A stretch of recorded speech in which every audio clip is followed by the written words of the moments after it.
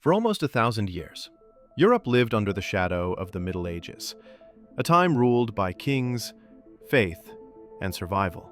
But then, in the heart of Italy, something began to stir. In Florence, a city bursting with trade, talent, and ideas, ancient scrolls and forgotten manuscripts were rediscovered. Words from Greece and Rome breathing life into a new generation. Artists, thinkers, and dreamers started to challenge the old ways, asking questions no one dared to before. And so, from the darkness came a dawn. This was the Renaissance, the rebirth of art, science, and the human spirit. The Renaissance began in the 14th century, centered in Florence, the beating heart of change. Scholars pored over ancient texts, studying philosophy, astronomy, and mathematics, searching for truth beyond religion.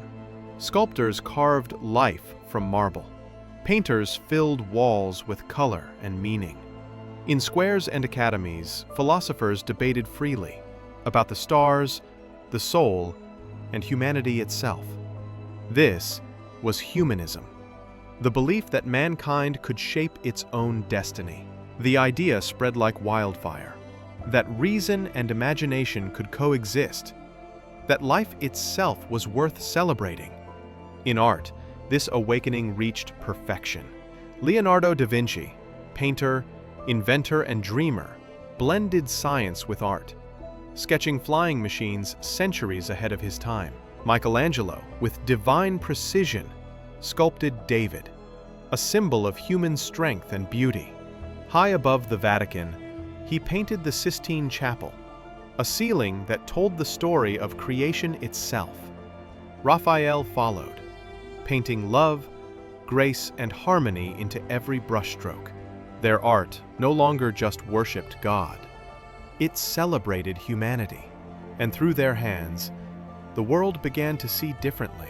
Perspective, light, and emotion brought art to life. But the Renaissance wasn't only about beauty. It was about truth. In Poland, Copernicus declared the unthinkable. The Earth was not the center of the universe. Galileo, with a telescope of his own making, proved it, and changed science forever. Doctors studied anatomy with precision, revealing secrets of the human body long hidden. And explorers, Columbus, da Gama, Magellan, sailed into the unknown, mapping the edges of the Earth. It was an age of discovery, where courage and curiosity became humanity's compass. Behind every great artist stood a powerful patron, none more famous than the Medici family of Florence. They funded painters, architects, and thinkers, turning art into the currency of prestige. Then came the printing press, Johannes Gutenberg's invention that multiplied knowledge faster than ever before. For the first time in history, books were for everyone, not just kings and priests.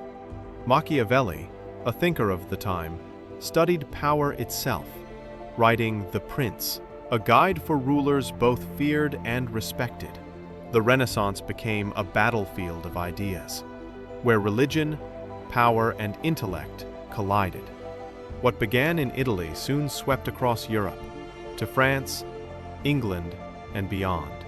In France, art and architecture flourished. Royal palaces rose from ancient stone. In England, a young writer named William Shakespeare explored love, betrayal, and destiny. His plays spoke to the soul, capturing what it means to be human.